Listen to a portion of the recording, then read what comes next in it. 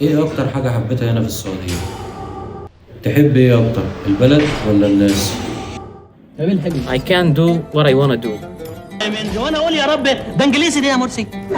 تقدر تعمل اللي انت عايزه وتروح اي حتة انت عايزها بكل امان وبطمأنينة.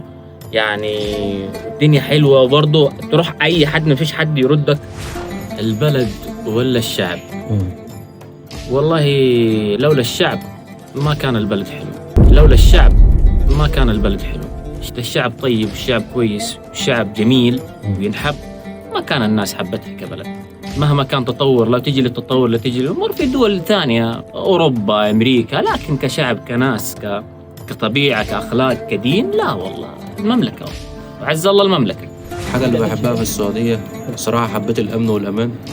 هنا في نظام، بصراحة يعني شفته في انضباط، في حتى الناس ما بتتدخلش في خصوصياتك برضه وحاجات زي كده.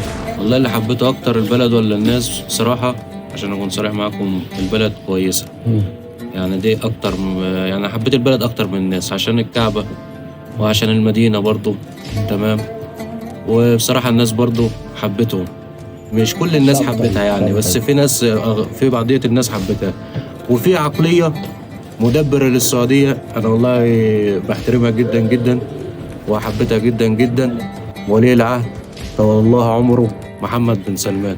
محمد بن سلمان، والله أنا شرف ليا إن أنا موجود في البلد دي عشان خاطرك أنت، عشان أنا والله بحبك. دي حاجة شخصية كده.